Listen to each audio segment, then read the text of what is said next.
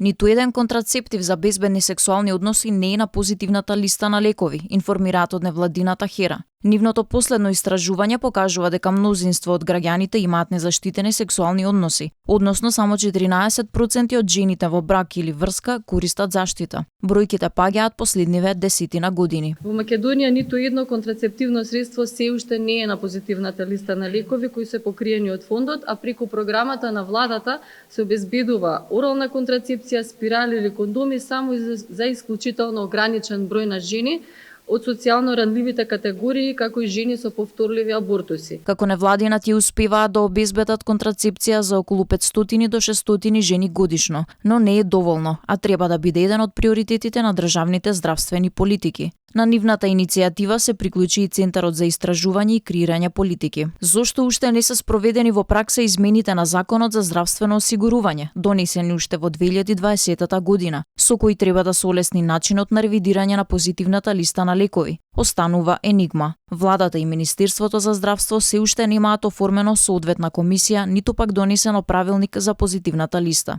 Граѓаните се уште плаќаат од джеп за разните таблетки и други контрацептивни лекови, спирали и слично. Цената е висока, па затоа има и сериозни последици кај луѓето. Најмладата пациентка која абортирала според Комитетот за безбедно мајчинство имала само 14 години. Во примарното здравство е потребно се повеќе начини да се изнајдат за да се пристапи до пациентките и правилно да се информираат, да не ја добиваат информацијата од несоодветните извори.